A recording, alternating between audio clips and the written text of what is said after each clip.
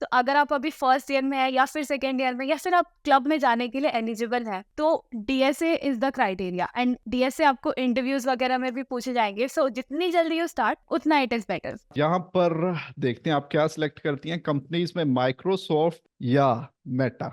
Is that a valid question? Obviously I would prefer Microsoft because मैं Microsoft में अभी काम कर रही हूँ, मैंने कल्चर वगैरह देखा है, so my preference would be Microsoft. मेरे को माइक्रोसॉफ्ट में 1.5 years हो गए हैं एंड इससे पहले मैं कॉलेज में थी, मैंने एनआईटी कर्नाटका से अपना बीटेक कंप्लीट किया था। सबसे पहले तो आप लोगों को एक लैंग्वेज सिखाई जाती है। मेरे कॉलेज में ये लैंग्वेज सी हुआ करती थी। अगर आपके पास टाइम कम है तो आप एक सेट ऑफ प्रॉब्लम्स करिए जो कि सारे टॉपिक्स कवर हो रहे हैं, जिसमें you can follow any SD sheet. अगर आपके पास और भी कम टाइम है, you can follow my 21 days DSA challenge, जो कि मैंने अभी कंप्लीट कर लिया है, जिसमें मैंने 21 क्वेश्चन पिक किया है जो कि कंपनीज में ऑलरेडी पूछे जा चुके हैं। Hi guys, hopes you guys are doing well. आज हमारे साथ सुंबल आरिफा हैं जो कि करंटली माइक्रोसॉफ्ट में वर्क कर रही हैं और इसके साथ साथ ये यूट्यूब पे भी डाटा स्ट्रक्चर पढ़ा रही हैं। और उसके साथ साथ लिंक्डइन की बात तो आप छोड़ ही दें, वहां पर तो इनकी काफी अच्छी फैन फॉलोइंग है। तो हम नीट रूट्स पे सुंबल जी को वेलकम करते हैं। और सुंबल, अब आप खुद को यहाँ पर इंट्रोड्यूस कीजिएगा। होप सो मैंने ट्राई किया है सही से इंट्रोड्यूस करवाने का, कुछ अगर रह गया है तो प्लीज आप उसको फिल कर दीजिए। First of all thanks a lot for inviting me. I am Sumbal Arifa and मैं अभी करेंटली माइक्रोसॉफ्ट में एज अ सॉफ्टवेयर इंजीनियर काम कर रही हूँ। मेरे को माइक्रोसॉफ्ट में 1.5 years हो गए हैं एंड इससे पहले मैं कॉलेज में थी, मैंने एनआईटी कर्नाटका से अपना बीटेक कंप्लीट किया था। तो yeah this was my introduction and we will talk a lot more in this video, so watch it till the end. यहाँ पर हम सुंबल से यही रिक्वेस्ट करेंगे लाइक कि जितना हो सकता है हमें डीपली बताएं, और जितने आंसर्स लाइक जितने क्वेश्चंस हो रहे होंगे उनके बारे में हमें अच्छे से गाइड करें। तो स्टार्टिंग करेंगे हम एनआईटी कर्नाटका से, कि लाइक वहाँ पर आपका एडमिशन कैसे हुआ, क्योंकि उससे पहले तो लाइक काफी मतलब बेसिक हो जाएगा। ओके ठीक है। सो एनआईटी कर्नाटका में मेरा एडमिशन कैसे हुआ? तो जेईई जो एग्ज़ाम होता है, जॉइंट एंट्रेंस एग्जामिनेशन, उसके थ्रू बहुत सारे कॉलेजेस में आपका एडमिशन हो सकता है, जैसे कि एनआईटीज़, ट्रिपल आईटीज़, डीटीयू एंड और भी एएमयू वगैरह कॉलेजेस। तो काफ़ी सारे कॉलेजेस जेईई के अंडर होते हैं। तो जेईई क्लियर करना पड़ता है आपको इन कॉलेजेस के लिए एलिजिबल होने होने के लिए। तो मैंने जेईई की प्रिपरेशन की थी एंड मैं एलन इंस्टीट्यूट जाती थी बैंगलोर में। तो 2 साल 11th एंड 12th में मैंने जेईई जॉइंट एंट्रेंस एग्ज़ाम की तैयारी की थी एंड देन मैंने जेईई मेंस का एग्ज़ाम दिया। एक और एग्ज़ाम होता है जेईई एडवांस का। अगर आपने एडवांस का कट ऑफ क्लियर कर दिया तो आपके आईआईटीज़ क्लियर हो जाएंगे, तो you will be eligible for applying to IITs. तो मैंने जेईई मेंस एग्ज़ाम दिया एंड एडवांस एग्ज़ाम दिया एंड मैंने अपने कॉलेज की प्रेफरेंसेस बढ़े एंड उसके बाद मेरे को बेस्ट कॉलेज एनआईटी कर्नाटका मिला, which is the second NIT in India, so I think that is pretty good. In fact काफी अच्छी डील थी, लाइक समहाउ आप पहुंच गए। बट मैं यहाँ पर ये पूछना चाहूंगा कि लाइक स्टार्टिंग से ही आप सॉफ्टवेयर इंजीनियर बनना चाह रही थी, लाइक आप पहले कैसे सोच रही थी? मैं थॉट प्रोसेस के बारे में जानना चाहूंगा कि लाइक स्टार्टिंग में आपका थॉट प्रोसेस कैसा था और एनआईटी में आने के बाद आपका थॉट प्रोसेस कैसा हो गया। ओके, तो काफ़ी अच्छा क्वेश्चन पूछा आपने एंड आई थिंक कोई अगर यहाँ पे बिगनर है या फिर कॉलेज स्टूडेंट है या फिर स्कूल स्टूडेंट भी है, उसके लिए काफ़ी यूजफुल रहेगा ये क्वेश्चन। तो मेरा ये सीन था कि मेरे को मैथ्स में बहुत इंटरेस्ट था। तो मेरी मैथ्स काफ़ी स्ट्रॉन्ग थी एंड आई प्री बोर्ड्स में मैंने 99 स्कोर किए थे मैथ्स में। 1 मार्क्स तो ऐसे ही कट हो गए थे। तो मेरे को शुरू से मैथ्स में बहुत ज़्यादा इंटरेस्ट था। इवन साइंस भी मेरी अच्छी थी, बायो में भी I could score really well. But bio में जो किंगडम फाइलेंस वगैरह थे, इतनी सारी चीज़ें याद करने के लिए थी। जब मैंने वो किया तो मेरे को समझ आ गया कि इस चीज़ में मेरे को फ्यूचर नहीं बनाना, this is not of my interest. तो इसलिए मैंने सोचा कि मैं मैथ्स फील्ड ही ले लेती हूँ। तो मैंने 11th एंड 12th में पीसीएमसी ले लिया। कंप्यूटर साइंस जो था उससे मेरे को थोड़ा-सा डर लगता था तब, लाइक डर किस क्योंकि टाइप का था वो? कंपैरेटिवली वो न्यू था हमारे लिए। 11th तक बाकी सारे सब्जेक्ट्स तो हमने पढ़ रखे थे, बट सीएस हमने नहीं पढ़ा था। तो सीएस 11th से स्टार्ट हुआ हमारा टेक्निकली, तो इसलिए थोड़ा-सा डर लगता था कि थोड़ा-सा न्यू है, बट स्कोर्स आ जाते थे उसमें भी, बट करियर बनाने जैसा मुझे लगता था कि थोड़ा टफ हो सकता है। बट फिर मेरी मम्मी के एक फ्रेंड ने बोला कि this is the best field for girls, computer science पे ध्यान दो एंड कॉलेजेस में भी जब तुम ब्रांच प्रेफर करोगी, सीएस को टॉप पे रखना, उसके बाद ईसी को रखना। तो मैंने एग्जैक्टली उसी ऑर्डर में कॉलेज की प्रेफरेंस भरे थे। मैंने टॉप कॉलेजेस से लेकर के मतलब जितने भी जिस भी कॉलेज के लिए मैं एलिजिबल थी उनकी लिस्ट बनाई थी। एंड सबसे पहले मैंने कंप्यूटर साइंस के ब्रांचेस रख दिए थे सब में। एंड देन मैंने सिमिलर ऑर्डर में ईसीई के सारे ब्रांचेस रख दिए थे। एंड देन मैंने अपना फॉर्म फिल कर दिया था फॉर कॉलेज। ठीक है, तो मेरे को ठीक फर्स्ट है। राउंड में सीएस मिल गया। तो मतलब हाँ हाँ। मेरा ब्रांच कंफर्म हो गया कि मैं कंप्यूटर साइंस में ही जाऊंगी। उसके बाद जैसे जैसे राउंड्स होते गए, क्योंकि कॉलेज अलॉटमेंट में आई थिंक 6 से 7 राउंड्स होते हैं। ठीक है, हम्म। तो जैसे जैसे राउंड्स और होते गए अलॉटमेंट के, वैसे वैसे कॉलेज के प्रेफरेंसेस मेरे ऊपर, मेरे को बेटर कॉलेज मिलता गया जिस ऑर्डर में मैंने भरा था। तो eventually I got into NIT Karnataka and this is how I landed in computer science field. Okay okay. Like somehow आप कंप्यूटर साइंस में आ गए, तो स्टार्टिंग में पूछना चाहूंगा कि स्टार्टिंग में जब आपने फर्स्ट टाइम कोड लिखा था, उस टाइम आपका एक्सपीरियंस कैसा था, और आप उस टाइम किस पैटर्न को फॉलो कर रही थी? उसके बाद फोर्थ ईयर तक जाते जाते क्या आपको उस पर रिग्रेट हुआ था, या आप मान के चलो आपका जो लर्निंग प्रोसेस था वो जो बेटर हुआ था, उसकी कंप्लीट जर्नी के बारे में बताइएगा। ओके, सो आई थिंक काफ़ी लोग मुझसे रिलेट कर पाएंगे। सबसे पहले तो आप लोगों को एक लैंग्वेज सिखाई जाती है। मेरे कॉलेज में ये लैंग्वेज सी हुआ करती थी। ठीक है, तो हम लोगों को सी लैंग्वेज थी। हम लोगों को उस लैंग्वेज के बेसिक्स पढ़ा दिए गए एंड कोड स्निपेट्स वगैरह थी। एंड सी का एक लैब भी था हमें। तो उस लैब में बहुत ही बेसिक प्रोग्राम्स होते थे। एंड दैट डिफ़िकल्टी लेवल उस टाइम के लिए तो थोड़ा सा डिफ़िकल्ट लगता था। ये ना बट देन बोलिएगा स्टार प्रिंट करती थी आप डिफरेंट डिफरेंट एंगल्स में। हाँ, वो सब थे हमारे लैब लैब के पार्ट थे वो सब। तो वो सब करना पड़ा हमें। एंड वही हर एक बिगनर को करना पड़ता है। एंड इवन वो सही है। सब उस हाँ, उस लेवल के लिए आई थिंक काफ़ी अच्छा भी है वो। क्योंकि स्टार प्रिंट नेस्टेड करना भी लूप्स इतना आ ईज़ी जाते हैं नहीं जी। है। नेस्टेड हाँ, लूप्स आ जाते हैं। हाँ, नेस्टेड लूप्स की अंडरस्टैंडिंग अच्छी हो जाती है उससे। तो यस। वहाँ से मेरा स्टार्ट हुआ बेसिक प्रोग्राम्स लिखने से। एंड फिर सेकेंड ईयर में जब मैं गई तो हमें डीएससी करके सब्जेक्ट था। ठीक है, जो कि काफ़ी इम्पोर्टेंट है। तो सीनियर से मैंने बात की तो पता चला कि डीएसए पे ज़्यादा ध्यान देना है। एंड सेकेंड ईयर में हमारे कॉलेज में क्लब्स की ओपनिंग वगैरह भी होने लगी। तो क्लब्स के सिलेक्शन के लिए भी डीएसए वाज आस्क्ड। तब मेरी डीएससी की प्रिपरेशन बिल्कुल ज़ीरो थी, क्योंकि मुझे तो लगा था कि अभी ये कोर्स आया है देन मैं आराम से पढ़ूंगी। बट लोग ऑलरेडी तैयार होके बैठे थे। वो ऑलरेडी प्रिपरेशन पूरी करके बैठे थे and they were able to get into clubs. तो this was one of the reason why I could not get into a technical club. तो अगर आप अभी फर्स्ट ईयर में है या फिर सेकेंड ईयर में या फिर आप क्लब में जाने के लिए एलिजिबल है, तो DSA is the criteria. And DSA आपको इंटरव्यूज वगैरह में भी पूछे जाएंगे। सो जितनी जल्दी यू स्टार्ट उतना इट इज बेटर। हाँ, और मान के चलिए अभी कुछ जो स्टार्टिंग में बच्चे होते हैं वो कंफ्यूज होते हैं, भाई डीएस से करूं या नहीं करूं, इस पर कर आपके लो। क्या विचार हैं? मैंने आपको बताया कि अपॉर्चुनिटीज मिस होती हैं। मेरी जैसे मिस हो गई, मैं टेक्निकल क्लब में नहीं जा पाई। अगर मैं टेक्निकल क्लब में जाती तो मेरी ज़्यादा अच्छी लर्निंग हो सकती थी, क्योंकि पहली बात तो वहाँ पे क्लब में लोग रहते हैं, काफ़ी अच्छा वहाँ पे एनवायरनमेंट रहता है। सब लोग साथ में काफ़ी अच्छे से ग्रो करते हैं, प्रोजेक्ट्स वगैरह बनाते हैं। So I think that would have been a good learning for me, जो कि मैंने मिस कर दी। फिर मेरे को थोड़ा सा स्ट्रगल करना पड़ा। मेरे को प्रोजेक्ट्स एंड बाकी सारी लर्निंग खुद से करनी पड़ी। क्लब्स में we get mentorship kind of thing, we get in contact with seniors. So ये सब मुझे खुद से करना पड़ा। Okay so okay. I think जितनी जल्दी आप स्टार्ट करेंगे उतना अच्छा है आपके लिए, क्योंकि you will B missing on a lot of things. Obviously like आपको कुछ जो अपॉर्चुनिटी मिल रही है, अगर आप उसको लॉस कर देंगे तो सिंपल सी बात है, सेम लेवल तक आपको पहुंचने के लिए काफी मतलब फिर डिफिकल्ट पाथ चूज करना पड़ेगा most likely. Yes, exactly. All right, perfect. उसके बाद नेक्स्ट हम मूव करते हैं जी के लास्ट ईयर पे पहुंचते हैं। अब फर्स्ट में तो बच्चों ने ज्वाइन कर लिया, ठीक है। उसके बाद लास्ट जब ईयर होता है काफ़ी टेंशन होती है बच्चों को, क्योंकि एक तो काफ़ी टाइम हो चुका होता है इन द एंड, कुछ लोग प्लेस हो चुके होते हैं, कुछ हो रहे होते हैं, इंटर्नशिप्स का टाइम होता है। तो उस प्लेस पे अभी हम जाते हैं, तो उस फेस के बारे में आप अच्छे से बताइएगा कि आपने उस फेस को कैसे टैकल किया, स्टडी कैसे किया आपने, और लाइक आपका माइंडसेट वहां पर मेन जो चीज़ है ना, माइंडसेट की हम बात करेंगे कि माइंडसेट आपका वहां पर कैसा था। ओके, तो हम मेरे को पता चल गया था कि डीएसए बहुत इंपॉर्टेंट है एंड लोग कर रहे हैं।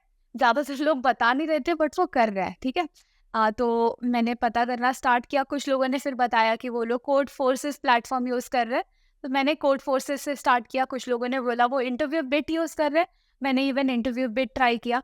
तो मैं प्लेटफॉर्म टू प्लेटफॉर्म स्विच करती रही, एंड आई थिंक ये मेरी एक गलती थी कि मैं प्लेटफॉर्म टू प्लेटफॉर्म स्विच करती रही। इंस्टेंट मेरे को एक प्लेटफॉर्म पकड़ के उसी पे काफ़ी अच्छे सेट ऑफ प्रॉब्लम्स करने चाहिए थे। सो इसलिए भी मैं थोड़ी-सी डिमोटिवेट हो जाती थी कि जब दूसरा प्लेटफॉर्म आया, उसकी डिफ़िकल्टी अलग है, क्वेश्चन की डिस्क्रिप्शन अलग है, इंटरफ़ेस अलग है। तो मेरे वहाँ पे मेरे को समझने में, सँभलने में टाइम लग रहा है। तो सारे प्लेटफ़ॉर्म्स अच्छे हैं, कोई भी एक पिक करो एंड अच्छे सेट ऑफ प्रॉब्लम सॉल्व करो, बेसिक से स्टार्ट करो। अगर आप स्टार्टिंग में ही मीडियम या हार्ड लेवल प्रॉब्लम पे जंप करोगे और फिर नहीं होगा, then you will tend to give up, right? तो आप ईज़ी से स्टार्ट करो, ट्यूटोरियल से स्टार्ट करो, and then you will be good. तो मेरा ये सीन था कि मैं एक्चुअल में मैंने काफ़ी एक्सप्लोर किया था फर्स्ट ईयर में कि क्या-क्या फ़ील्ड्स हैं आगे हमारे लिए। हम्म। मैंने खुद से एक्सप्लोर किया था सर्च करके, एंड मैंने काफ़ी सारी फ़ील्ड्स के बारे में पता किया था, जैसे कि आगे हम लोग डेटा इंजीनियर बन सकते हैं, एमएल इंजीनियर बन सकते हैं, वेब डेवलपर बन सकते हैं, सॉफ्टवेयर इंजीनियर बन सकते हैं, और मुझे सबसे ज़्यादा इंटरेस्ट आया था वेब डेवलपमेंट में। तो ओके। मैंने स्टार्ट ओके। कर दिया था वेब डेवलपमेंट सीखना, ठीक है? एचटीएमएल, सीएसएस, जावास्क्रिप्ट से स्टार्ट किया था, एंड देन मैंने और भी फ्रेमवर्क्स वगैरह सीखना स्टार्ट कर दिया था, जैंगो, पाइथन वगैरह। तो अरे मैं इतनी चीजें डेवलपमेंट ही तो आप कर रही करी जा थी। रही थी। सेकंड ईयर में आते-आते मैंने जैंगो स्टार्ट की थी। फर्स्ट ईयर में ओके। मैं बस एक्सप्लोर कर रही थी। ठीक है, ठीक है, ठीक है। तो फिर बहुत ही मैंने स्मार्ट हैं स्टार्ट जी की। आप। अ, ऐसा तो नहीं है, बस मैं हंच कर रही थी कि कुछ कुछ अच्छा काम करूँ। तो कॉलेज का जो भी फ्री टाइम मिलता था, मैं उसको यूटिलाइज़ करने का ट्राई करती थी। तो मैंने डेवलपमेंट पे फ़ोकस करना स्टार्ट कर दिया था। इस चक्कर में मेरा डीएसए मिस हो गया था, एंड जब तक मुझे पता चला कि डीएसए स्टार्ट करना है, तब तक लोग डीएसए पे कोर फोर्सेस मास्टर बन के बैठे हुए हैं। तो मेरा थोड़ा डिमोटिवेशन तो हो गया था, बट अरे मैं आपने फिर भी। कोई यूट्यूब पे वीडियो तो नहीं देख ली थी, डीएसए नहीं करो तो मान के चलो आप डेवलपमेंट वाली साइड पे चले जाओ, या लाइक क्या, कैसे लाइक आप बोल रहे हो मिसगाइड हुए, तो इसको मिसगाइड बोलेंगे या क्या बोलेंगे, बट अकॉर्डिंग नहीं, टू इसको your lack definition. Of information बोलेंगे आई थिंक। मेरे को पता नहीं था कि डीएसए को प्रेफर करना है या फिर डेवलपमेंट को प्रेफर करना है। इसको lack of information will be the right term. But DSA के लिए भी काफ़ी अच्छे-अच्छे रिसोर्सेज मैंने फॉलो किए, जो आई थिंक आज तक भी बहुत रेलेवेंट है। सो अगर आप डीएसए सीखना चाहते हैं स्क्रैच से, डीएसए समझना चाहते हैं, तो आपको यूट्यूब पे जेनीज लेक्चर मिल जाएगा। वो पर्सनली मैंने यूज़ किया था, एंड मैं रिकमेंड करती हूँ। अब्दुल बारी सर के लेक्चर्स बहुत अच्छे हैं, तुषार रॉय सर के लेक्चर बहुत अच्छे हैं। So you can go through these resources. This will be very beneficial for you to understand the concepts. Okay. And कुछ बुक्स भी आती हैं, जैसे डीएसए बाय नरसिम्हा, तो वो भी काफ़ी अच्छी बुक है। DSA by Reema Thareja. तो ये सारे बुक्स से मैंने फिर सीखना स्टार्ट किया था। मेरे को इंटरेस्ट आने लगा था डीएसए में, बट मैं इतने एक्स्ट्रा क्वेश्चंस करती नहीं थी। मैं थ्योरेटिकल ज़्यादा सीख रही थी स्टार्टिंग में, एंड देन फिर मेरे को पता चला कि थर्ड ईयर में इंटर्नशिप के लिए कंपनी आना स्टार्ट हो जाएगी। Then I started reading interview experiences and all. तो मेरे को वहाँ से पता चला कि ये तो डीएसए ही पूछ रहे हैं ज़्यादातर राउंड्स में। फिर मैंने स्टार्ट कर दिए डीएसए के कुछ-कुछ क्वेश्चंस करना। तो तब तक हमारा कोविड टाइम स्टार्ट हो गया था।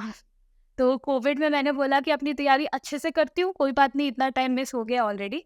अभी करती हूँ, जितना टाइम बचा है इंटर्नशिप तो क्रैक करनी है। तो ठीक दैट्स है। Where I started DSA from scratch. तो मैंने स्टार्ट करने के लिए after rank 30 days of code complete किया। सी प्लस प्लस में, तो उससे मेरे सी प्लस प्लस के बेसिक्स क्लियर हो गए। अगर आप भी डीएसए स्टार्ट करने वाले हो, या फिर तो ऐसा कोई चैलेंज आप पिक कर सकते हो। ओके सुम्बल, अब मान के चलिए आपने डीएसए कर लिया, राइट? आपने मान के चलिए अच्छे से डीएसए काफी कर चुकी हैं, तो अब आप एक शॉर्टेस्ट रोड मैप बताइएगा, क्योंकि स्टूडेंट्स को काफी जल्दी होती है डीएसए को करने की। तो ऐसे बच्चे जो कि जल्दी से डीएसए करना चाहते हैं, उनके लिए रोड मैप बताइएगा, क्योंकि आपने काफी रिसोर्सेज बताए हैं, तो वो तो काफी बड़े बड़े हैं, उनके लिए तो काफी टाइम चाहिए, जो कि बच्चों के पास होता नहीं है। एग्जैक्टली तो एग्जैक्टली। ये आप बताइएगा। ओके। तो अगर आपके पास टाइम कम है, तो आप एक सेट ऑफ प्रॉब्लम्स करिए जो कि सारे टॉपिक्स कवर हो रहे हैं जिसमें। You can follow any SD sheet, या फिर आप, अगर आपके पास और भी कम टाइम है, you can follow my 21 days DSA challenge, जो कि मैंने अभी कंप्लीट कर लिया है, जिसमें मैंने 21 क्वेश्चंस पिक किया है, जो कि कंपनीज में ऑलरेडी पूछे जा चुके हैं। You can find this on my YouTube channel. वहाँ पे मैंने प्लेलिस्ट में सारे ऐड कर रखे हैं, एंड वो काफ़ी अच्छे सेट ऑफ प्रॉब्लम्स हैं, मैंने काफ़ी अच्छे से एक्सप्लेन भी किया है, एंड कोड भी आपको गिटहब पे मिल जाएगा। एंड ये सारा सारा कुछ आपको एक साथ मेरी वेबसाइट पे मिल जाएगा।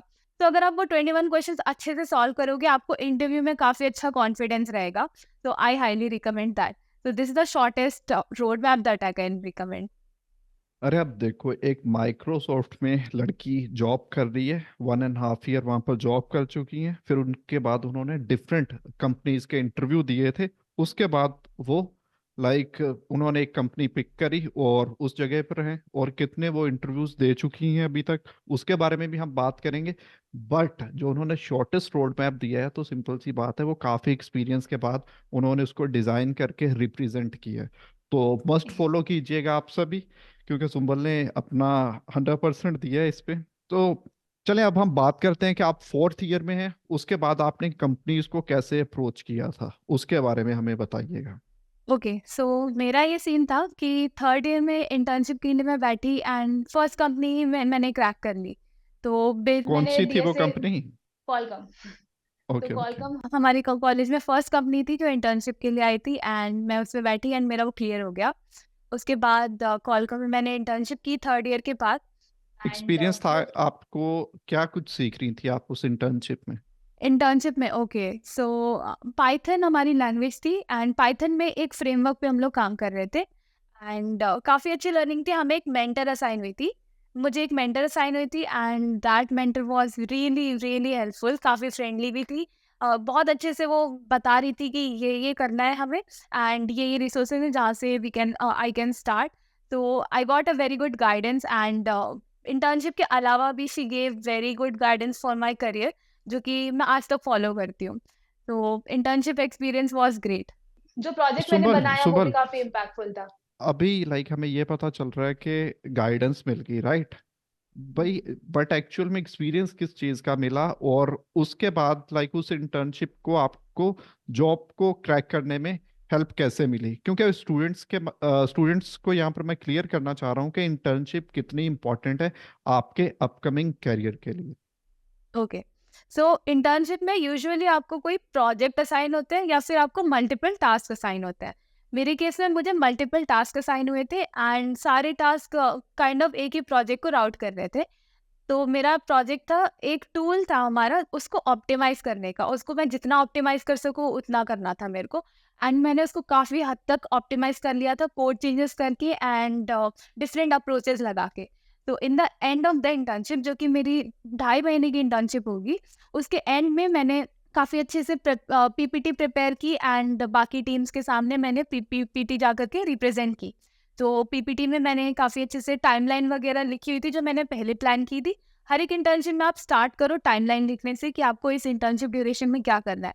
And I was able to meet that timeline and I was able to complete whatever the target was. तो I think that led to my PPO, जो कि मेरे को फाइनल ईयर में जाते ही मिल गया था। Okay okay, perfect. इंटर्नशिप के बाद आपने कैसे दूसरी कंपनीज को कैसे रीच आउट किया, और उसमें एक माइक्रोसॉफ्ट भी थी, वो सारी की सारी जर्नी के बारे में आप बताइएगा। ओके, सो जब मेरे हाथ में पीपीओ आ गया था कॉलेज में, तो मेरे पास 2 ऑप्शन थे, या तो मैं पीपीओ एक्सेप्ट कर लूँ या फिर उसको रिजेक्ट करके मैं ऑन कैंपस में बैठूँ एंड बाकी कंपनीज़ के लिए अप्लाई करूँ, which was a bit risky. मैंने काफ़ी सोचा, मैंने वैसे डीएसए की प्रिपरेशन तो कर रखी थी and I was Sumbal, confident कि एक चीज मैं बैठूँगी। यहाँ पर ना मिस कर रहा हूँ कि अगर आप अपने साथ में पैकेजेस भी बताते जाएं, क्योंकि स्टूडेंट्स को मोटिवेशन इन दी एंड पैसे से ही हो रही होती है। सुंबल, यहाँ पर ट्राई कीजिएगा कि कॉलेज का जो एवरेज पैकेज है उसके बारे में बताइएगा, क्योंकि एग्जैक्ट हम फिगर नहीं यहाँ पर पूछ रहे होंगे, क्योंकि आपको पता ही है कि क्यों नहीं पूछ रहे होंगे। बट स्टूडेंट्स को ना आइडिया होना चाहिए कि इतना पैसा उनका इस स्टेज पर बन रहा होगा। ओके, तो आई थिंक इंडिया में एवरेज जो देती है एक प्रोडक्ट बेस्ड कंपनी वो होगा अराउंड 7 to 9। एंड इंटर्नशिप में यूजुअली आपको 20-40,000 से लेकर के 1-1.5 लाख तक मिल जाता है पर मंथ का। तो ये रहता है पैकेज का। या यू आर राइट कि मैं कंपनी स्पेसिफिक नहीं बता सकती हूँ, that is against confidentiality maybe. But internship में आपको कभी भी पैसे देखने नहीं है। हाँ, unpaid internship I don't that much support that, but internship में पैसे इतने मैटर नहीं करते हैं। आप यार ये अगर तो अच्छे इंटर्नशिप कर रहे हो कॉलेजेस तो वाले आपके हो गए ना, अच्छे कॉलेजेस वाले हो गए ये तो। बट जो Tier 3 के कॉलेजेस हैं या दूसरे कॉलेजेस हैं, वो बच्चे क्या करेंगे? वो तो जैसे भी इंटर्नशिप मिले कर लें या उनको भी रिकमेंड नहीं करेंगी आप? आई थिंक इंटर्नशिप में आपको पैसे नहीं देखने चाहिए, इंटर्नशिप में आपको लर्निंग देखनी चाहिए, क्योंकि eventually full time is the thing जहाँ पे आपको लंबे समय के लिए रुकना है, सालों-साल आप टारगेट कर रहे हो वहाँ पे काम करने का। इंटर्नशिप में आपकी लर्निंग मेन चीज़ होनी चाहिए rather than the stipend. Perfect, perfect, perfect. Like जितना आपने सफर किया है, या मान के चलिए जितनी आपकी जर्नी है, मुझे सारे की सारी जाननी है और काफी डिटेल में जाननी है। नेक्स्ट हम मूव करेंगे जी, कि लाइक इंटर्नशिप के बाद हम वहीं पर ही अभी तक घूम रहे हैं। इंटर्नशिप के बाद माइक्रोसॉफ्ट में आप कैसे गई, और उससे पहले आपने और डिफरेंट कंपनीज में जहाँ पर इंटरव्यूज दिए थे, उनके डिफरेंट राउंड्स में भी आप गई हैं, उनके बारे में बताइएगा। ओके, आपने पूरी जर्नी पूछ ली है, तो चलो एक-एक करके हम लोग हाँ, कवर करते हैं। क्योंकि मैं चाह रहा हूँ कि लाइक एक कोई भी बच्चा है ना, उसको पता चले कि हर बंदा एक प्रोसेस को फॉलो कर रहा है। लाइक पहला दिन नहीं है कि कोई चला गया माइक्रोसॉफ्ट में, चला गया या डिफरेंट कंपनी में चला गया। लाइक फर्स्ट डे नहीं होता है, एक बंदे ने इतना ज्यादा काम किया होता है, उसके काफी फेलियर्स होते हैं, फिर इन दी एंड ही वो कहीं ना कहीं जा रहा होता है। तो ये अगर आप डिटेल से बता पाएंगी तो बच्चों को भी सुनने में थोड़ा सा होगा कि हाँ यार, अगर गलत भी कर लिया हमने कुछ, तो गलत करने के बाद भी हम कुछ ना कुछ सही कर सकते हैं। यहाँ पे मैं 2 बातें कहना चाहूँगी। पहले तो सबकी जर्नी अलग होती है, मेरी जर्नी अलग है, आपकी जर्नी अलग होगी। कहीं मैं अच्छा कर रही हूँ, कहीं आप अच्छा कर रहे होंगे।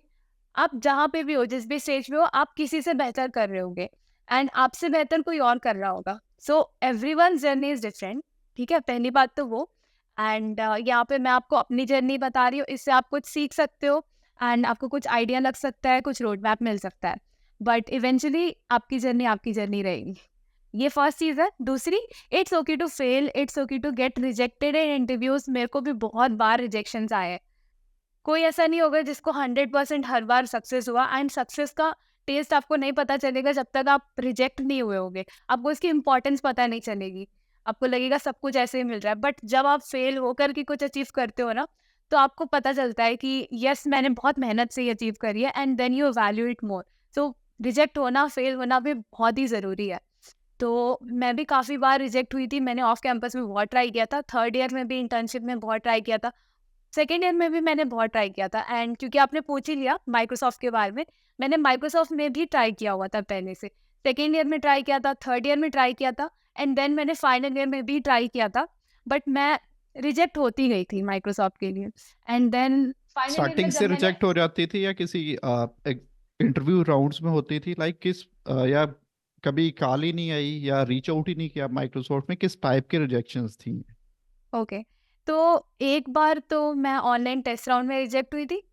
उसके बाद मेरा क्लियर नहीं हुआ था। जबकि क्वेश्चंस मतलब मेरे से हो जाने चाहिए थे, थोड़ा-सा डिसअपॉइंटमेंट था मेरे को कि मैं क्यों नहीं क्लियर कर पाई। उसके बाद एक बार मैं रिजेक्ट हुई थी जब हमारा काइंड ऑफ एप्टीट्यूड राउंड हुआ था। I am not very sure, अभी मेरे को उतना याद नहीं, कुछ क्विज़ टाइप हुआ था माइक्रोसॉफ्ट से।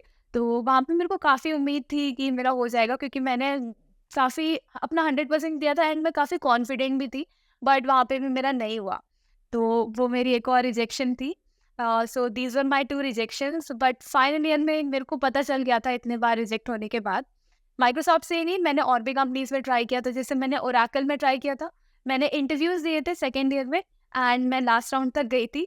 बट मेरा आई थिंक पजल राउंड में, यस पजल राउंड में मैं पजल का सोल्यूशन नहीं दे पाई थी, एंड देन मेरा ओरेकल में नहीं हुआ था। वरना मेरे को सेकेंड ईयर में ओरेकल में इंटर्नशिप जस्ट मिलते मिलते बची, क्योंकि अरे आई हाय। थिंक बहुत सारे ओरेकल उस वक्त मास हायरिंग कर रही थी। So that was my bad luck. Interview में लक भी बहुत काम आता है, कि अगर आपने कोई प्रॉब्लम ऑलरेडी किया हो या फिर उससे सिमिलर किया हो एंड वही पूछ लिया जाए, ठीक है? तो these were my rejection stories. अब मैं आपको बताती हूँ अपनी तैयारी, जो कि मैंने ऑफ कैंपस के लिए की। तो इतने बार रिजेक्ट होने के बाद आई वाज श्योर कि ऑफ कैंपस में तो और डिफिकल्ट है, क्योंकि कंपटीशन यहाँ और ज़्यादा है, ऑल इंडिया कंपटीशन है, या फिर बाहर के लोग भी हो सकता है अप्लाई कर रहे हो, ठीक है? यस। तो मेरे को अपनी प्रिपरेशन और स्ट्रॉन्ग करनी पड़ेगी। तो मैं पहले डीएसए करती थी, रोज़ करती थी, 3 क्वेश्चन मैं ट्राई करती थी, हर रोज़ करूँ एंड उनको गिटहब पे भी पुश करूँ। बट उसके बाद जब मैंने ठान ली कि ऑफ कैंपस मेरे को करना ही है, क्वालकॉम का ऑफर मैंने एक्सेप्ट कर लिया था एंड कॉलेज से मैं ब्लॉक हो गई थी ऑन कैंपस के लिए। तो फिर मैंने अपनी तैयारी कर ली ऑफ कैंपस के लिए स्टार्ट, एंड मैंने खुद को टाइम दिया कि इतने टाइम में मेरे को ये करना है। हर रोज़ मैंने जी जान लगा दी। 10 क्वेश्चन करती थी मैं, स्टार्टिंग में 10 रोज के? क्वेश्चन जितने भी हो पाते थे। हाँ, रोज़ के। ईज़ी में तो 10 हो जाते थे, मीडियम में थोड़े कम एंड हार्ड में उससे भी कम हो पाते थे। तो मैं हर रोज़ क्वेश्चंस करती थी एंड उसको ट्राई करती थी गिटहब पे पुश करने का एंड मेरी जितनी भी तैयारी है उसमें से जितने भी मेन क्वेश्चंस हैं, वो मैंने गिटहब में 7 फेजेज़ में पुश कर रखी है। ओके, लाइक आप 7 डेज कोड कर रही थी यहाँ पर, रोज ही प्रॉब्लम सॉल्व 7 करती थी या कोई ऑफ भी आप लेती थी बीच में? नहीं, मैं बिल्कुल ऑफ नहीं लेती थी। उस वक़्त तो मेरा 6 मंथ्स तक लगातार ही चला। मैं ऑफ नहीं लेती थी, हर रोज़ मैं ट्राई करती थी कि अपना टारगेट अचीव कर पाऊँ एंड मैंने कैसे किए ये प्रॉब्लम्स, मैंने टॉपिक वाइज़ स्टार्ट कर दिया। सबसे पहले सबसे easy topic array, then string, then linked list, trees वगैरह। मैंने टॉपिक वाइज़ क्वेश्चंस पिक करना स्टार्ट कर दिए। Intermediate yes. लेवल में भी बताइएगा आप, और हार्ड लेवल में भी बताइएगा कौन से टॉपिक के कितने कितने क्वेश्चंस थे।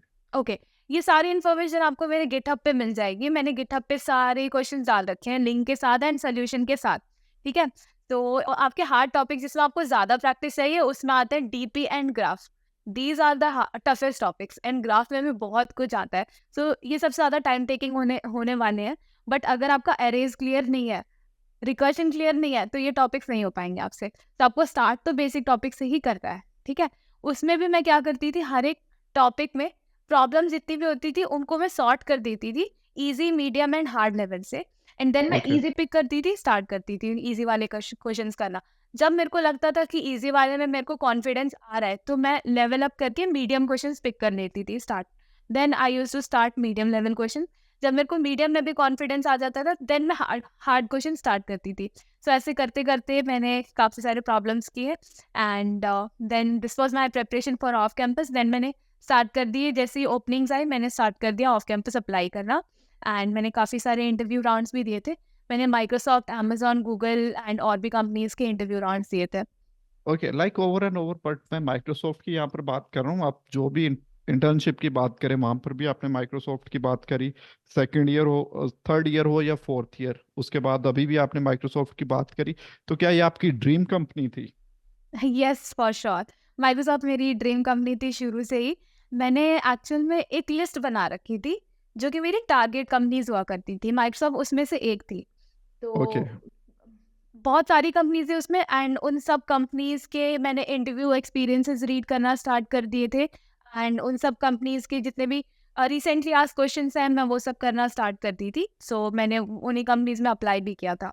ओके, अब मान के चलिए जो आपका फाइनल इंटरव्यू था माइक्रोसॉफ्ट का, ठीक है, जिसके बाद आपको जॉब मिल गई थी, उस इंटरव्यू के बारे में बताइएगा, उसके जितने भी राउंड से उनके बारे में भी बताइएगा, और जितना हो सका, जितना आपको याद है उनके क्वेश्चंस का भी अगर आप बता पाएं तो वो भी बताइएगा।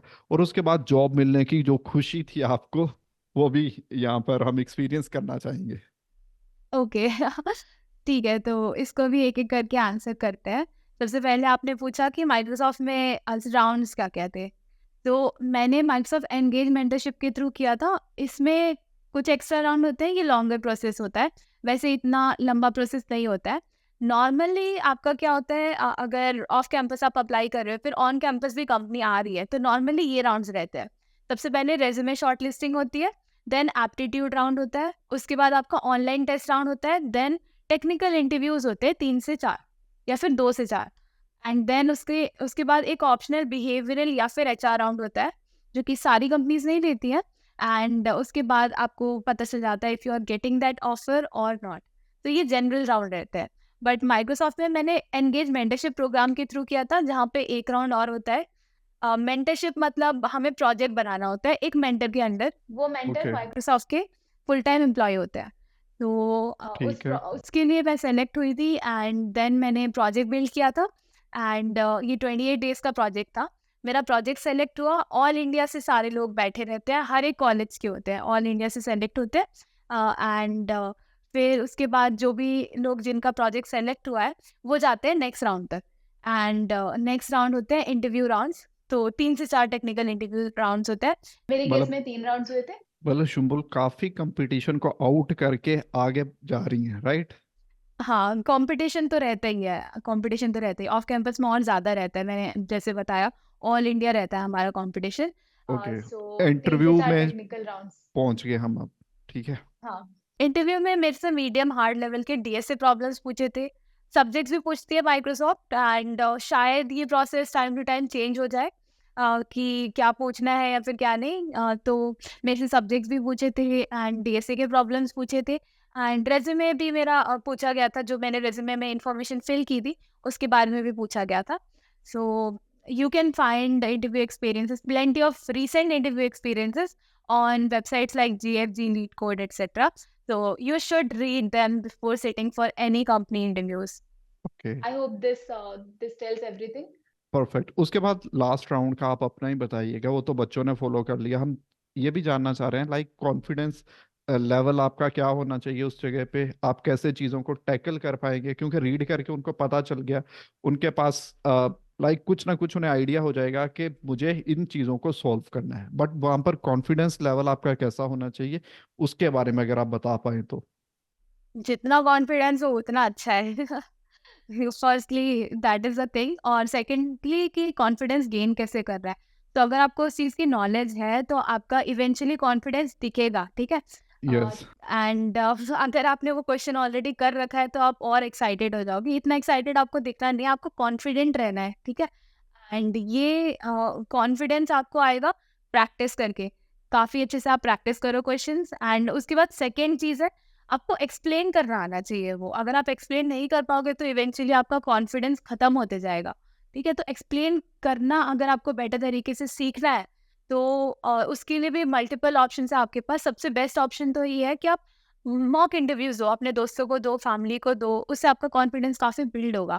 आपको रिप्लाई करना आएगा, आपको आंसर एक्सप्लेन करना आएगा, आपको अपने थॉट्स एक्सप्लेन करने आएंगे सामने वाले को, जो कि इंटरव्यू में बहुत ज़रूरी होता है। सो मैंने भी मॉक इंटरव्यूज दिए थे काफ़ी सारे, एंड मैंने इंटरव्यू बिट एंड प्रैम, ये दोनों प्लेटफॉर्म यूज़ किए थे मॉक इंटरव्यूज़ के लिए, जहाँ पे आप फ्री के मॉक इंटरव्यूज़ दे सकते हो।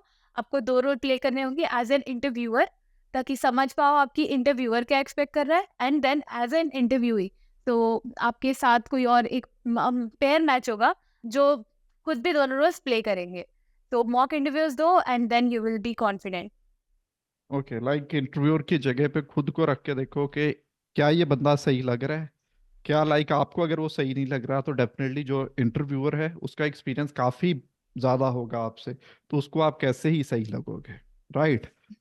ओके, अब आपको ईमेल रिसीव हो चुकी है कि आपकी सिलेक्शन हो चुकी है माइक्रोसॉफ्ट में, तो लाइक अब आपकी फीलिंग कैसी थी उसके बारे में अगर आप हमें एक्चुअल में इतना अच्छे से बताइएगा हम फील कर सकें, क्योंकि अभी 1.5 साल हो गया आपको ऑलमोस्ट माइक्रोसॉफ्ट में काम करते हुए, तो लाइक वो बताइएगा। मेरे को तो एक-एक चीज़ याद है। सो मेरे को तो बहुत अच्छे से याद है, बहुत अच्छी फीलिंग थी। एंड मैं कॉलेज जा रही थी उस वक़्त, तो कुछ ही दिन पहले मैंने माइक्रोसॉफ्ट का ऑफ़िस विज़िट किया था बाहर से, बैंगलोर का, क्योंकि मेरा कॉलेज बैंगलोर में है, जो कि मेरे को वाया बैंगलोर जाना पड़ता है, बैंगलोर। और सो मैं बैंगलोर में ट्रैवल कर रही थी, एंड देन मैं माइक्रोसॉफ्ट ऑफ़िस के सामने से गुज़र रही थी, एंड मैंने एक फ़ोटो भी ली थी वहाँ पे कि शायद इस कंपनी से मेरे को ऑफ़र आ जाए, ठीक है? ओके, ओके, तो ओके। तो लाइक सबकॉन्शियस, सबकॉन्शियस माइंड में था कि आएगी। मुझे होप्स थी कि आ सकती है, एंड ओके। कॉन्फिडेंस था, बट फिर भी थोड़ा तो डर रहता ही है कि क्या हाँ, पता नहीं रिजेक्शन का आएगा। रहता ही है, सही बात है। तो मैंने वहाँ पे एक फ़ोटो ले ली थी, काफ़ी परफेक्ट फ़ोटो ले ली थी वहाँ मैंने, कि अगर ऑफ़र आ गया तो इसको मैं इस फ़ोटो के साथ अनाउंस करूँगी, ठीक है? ठीक है। कुछ दिन बाद कॉलेज में मैं और मेरे फ्रेंड सब बात कर रहे थे, एंड देन मेरे को मेल आता है कि माइक्रोसॉफ्ट में मेरा सिलेक्शन हो गया है। तो मैं तो बहुत ज़्यादा एक्साइटेड हो गई थी, उसी वक़्त मैंने अपने फ्रेंड्स के साथ सेलिब्रेट करना स्टार्ट कर दिया था। तो बहुत अच्छी Alright. फीलिंग थी। देन घर वालों को भी बताया। उस वक़्त घर में भी कुछ उतना सही नहीं चल रहा था। मेरे फादर जस्ट रिकवर किए थे, एक अननोन वायरस उनमें आ गया था, एंड उनको काफ़ी बहुत बुरा बुखार हो गया था उस वक़्त। वो हॉस्पिटल में एडमिट भी हो गए थे। आप कैसे हैं, आपके डैड? अभी अच्छे हैं। वो वेंटिलेटर तक चले गए थे, एंड एक-एक करके उनके ऑर्गन्स भी फेल होने लगे थे, बहुत बुरा हाल था। इस वक़्त मेरे इंटरव्यूज़ चल रहे थे। बहुत ही बुरा हाल था, and thank God he recovered. और आपने भी बहुत अच्छा किया जी कि उस टाइम में आपने इंटरव्यूज भी दिए। अब तो 1.5 साल हो गया, कहना इजी है बट सिंपल सी बात है, उधर डैड आपके सिक हूँ और एट द सेम टाइम आप इंटरव्यूज के लिए जा रही हैं, माइंड आपका Yes, he कभी is very किधर proud. रहता है He कभी is very किधर proud. रहता है। प्राउड होना भी चाहिए, उनकी बेटी ने बहुत सही कंपनी भी इनफैक्ट ज्वाइन करी, और जो वो एक फेस था जो अप्स एंड डाउन सभी की लाइफ में आते रहते हैं, उसमें उनकी लड़की ने कुछ कर दिखाया। This was the best on-campus offer at my college. तो ये भी बहुत अच्छा है। अब आपका वहाँ पर एक्सपीरियंस कैसा चल रहा है, और आपको माइक्रोसॉफ्ट के वर्क कल्चर में या ओवरऑल माइक्रोसॉफ्ट में कोई एक चीज जो आपको सबसे सही लगती हो? मेरा एक्सपीरियंस काफी अच्छा रहा है। बहुत सारे फैक्टर्स है इसके। पहली बात तो लोग बहुत अच्छे हैं। कंपनी कल्चर बहुत अच्छा होना बहुत जरूरी है, अदरवाइज काम करना बहुत मुश्किल हो जाता है। So people are awesome here. मुझे काफी इंस्पिरेशन होती है उनको देख करके, काफी कुछ सीखने को मिलता है उनसे। एंड सब बहुत ही हेल्पफुल नेचर की भी है, and they share their learnings, they help me improve and they encourage me to do better. काफी कुछ सीखने को भी मिलता है उनसे, तो सब बहुत अच्छा है। Firstly that is the thing, and secondly कि लर्निंग्स भी काफी अच्छी हो रही हैं। ऑफिस की बात करें कि लाइक लोग अच्छे हैं, टास्क सिंपल सी बात है, माइक्रोसॉफ्ट में वो तो अच्छा से काम करना ही रहेगा, राइट? उसके बाद लाइक वैसे मैं पूछ रहा हूँ कि लर्निंग एक्सपीरियंस सिंपल सी बात है, आपने जैसे बोला अच्छा जा रहा है, बट मैं ऐसी चीज के बारे में जानने में इंटरेस्टेड हूँ जो कि दूसरी कंपनीज में नहीं होती, सिंपली वो माइक्रोसॉफ्ट में ही है। That is my third thing. I am coming to that. So second was learning. As a company, Microsoft बहुत अच्छा कर रही है, बहुत impactful काम कर रही है. That's what I was referring to learning. And हमें भी जो काम मिलता है काफी अच्छा है. Third okay. थिंग जो आपने बोला कि जो बाकी कंपनीज नहीं दे रही है एंड माइक्रोसॉफ्ट दे रही है, यस।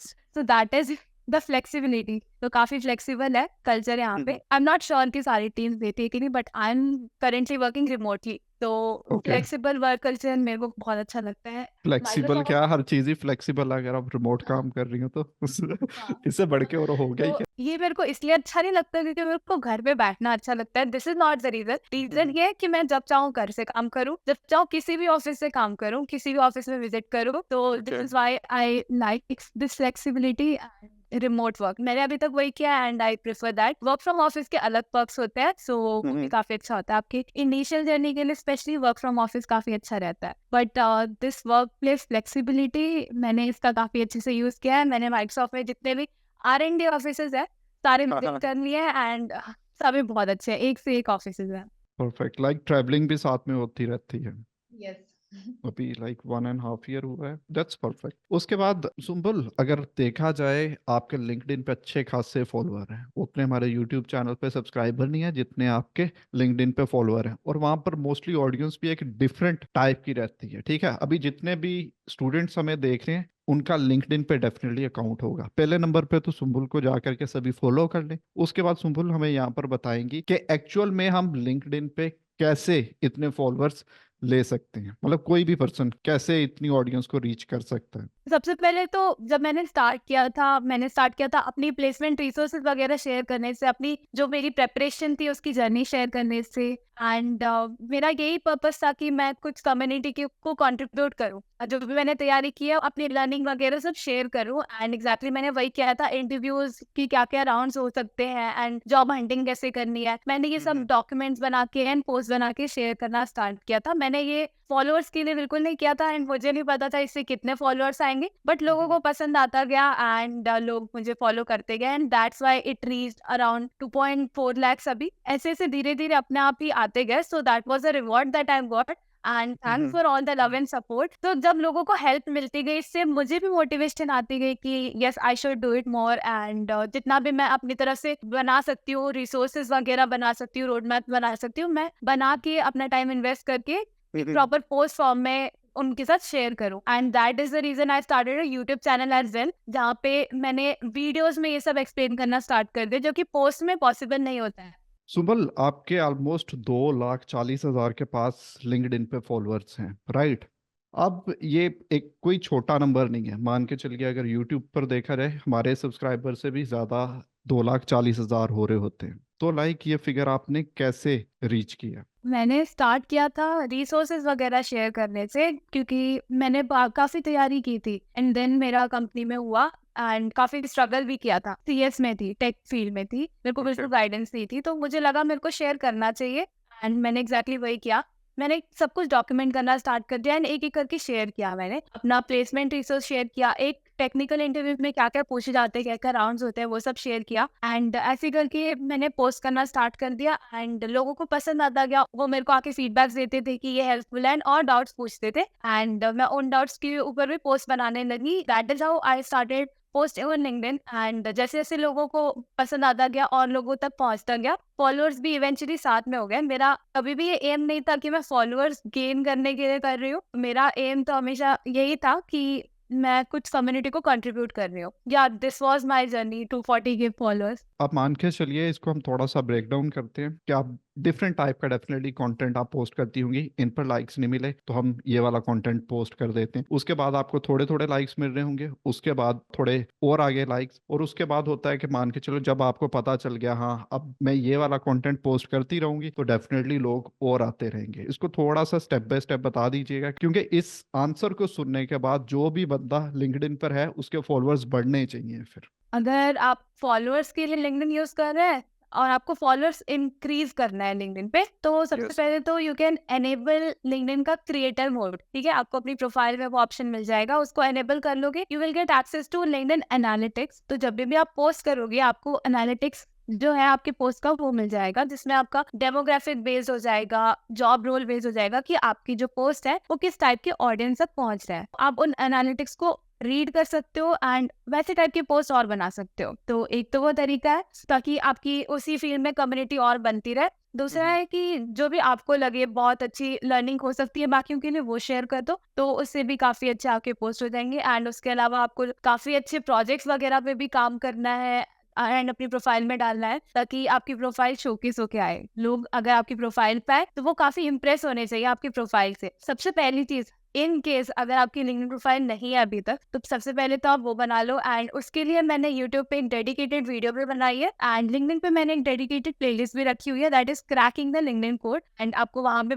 बाकी का आंसर मिल जाएगा, बहुत सारी इंफॉर्मेशन मिल जाएगी। You must go and watch that. चले हम लास्ट अपने राउंड पर मूव करते हैं, जो कि थोड़ा सा क्रिस्पी हो सकता है, बट सॉफ्टवेयर इंजीनियर्स के लिए रैपिड फायर लिखना भी कोई इजी टास्क नहीं है, बट हम ट्राई करेंगे यहाँ पर रैपिड फायर सुंबल के साथ। तो सुंबल जी यहाँ पर छोटे छोटा क्वेश्चन है, लाइक आपको दोनों में से कोई एक चूज करना रहेगा, तो यहाँ पर आईफोन और एंड्रॉयड, लाइक आप कौन सा फोन चूज करेंगी? एंड्रॉइड। मैं आईफोन ऑलरेडी यूज कर रही हूँ, बहुत मुश्किल से आज मैंने अपडेट किया सारा डेटा क्लियर करके तो इसका बहुत इशू है। चलें जी, मैं एक एंड्रॉयड डेवलपर हूँ तो आपने एटलीस्ट इज्जत रख ली मेरी। उसके बाद Zoom versus Google Meet. Google Meet I would say, क्योंकि बहुत मेरे को बहुत कन्वीनियंट लगता है एंड बहुत इजी टू यूज लगता है। जूम में ज़्यादा फीचर्स होंगे but on a daily basis मैं मीट ज़्यादा प्रेफर करूंगी। Okay okay perfect. उसके बाद यहाँ पर देखते हैं आप क्या सिलेक्ट करती हैं कंपनीज में, माइक्रोसॉफ्ट या Meta? Is that a valid question? Obviously I would prefer Microsoft, because मैं माइक्रोसॉफ्ट में अभी काम कर रही हूँ, मैंने कल्चर वगैरह देखा है, so my preference would be Microsoft. चले ठीक है जी, डिप्लोमेटिक आंसर था आपका यहाँ पर। चले अब हम बात करेंगे यहाँ पर सोशल नेटवर्क्स की, और लिंक्डइन वर्सेस इंस्टाग्राम। लिंक्डइन, क्योंकि काफ़ी यूजफुल प्लेटफॉर्म है लिंक्डइन एंड मुझे काम की चीज़ें बहुत पसंद है। इंस्टाग्राम पे काफ़ी सारा कंटेंट है एंड बहुत लोग बहुत टाइम भी वेस्ट करते हैं वहाँ पे, बहुत एक्स्ट्रा कंटेंट भी है, डिस्ट्रैक्टिंग भी है। सो LinkedIn always before Instagram. Okay, और इंटरटेनमेंट के लिए यूट्यूब या नेटफ्लिक्स? सो मैं नेटफ्लिक्स एंड चिल नहीं करती हूँ, मेरे लिए यूट्यूब ही रहता है। ठीक है सुंबल, आपसे बात करके बहुत अच्छा लगा। सुंबल यूट्यूब पर भी हैं, आप इनको यूट्यूब पे भी सब्सक्राइब कर लीजिए। उसके बाद लिंक्डइन भी आपको इनका डिस्क्रिप्शन से मिल जाएगा, वहां पर भी आप इनको फॉलो कीजिएगा। ये बहुत ही अच्छा कंटेंट आप दे रही हैं यूट्यूब पर, और सिंपली जैसे इन्होंने 21 डेज चैलेंज बताया, पर्सनली मेरा इनका चैनल जो है स्लोली स्लोली फेवरेट चैनल होता जा रहा है, तो आप भी डेफिनेटली उसको जरूर सब्सक्राइब कीजिएगा। Thanks for the shout out and thanks a lot for inviting me.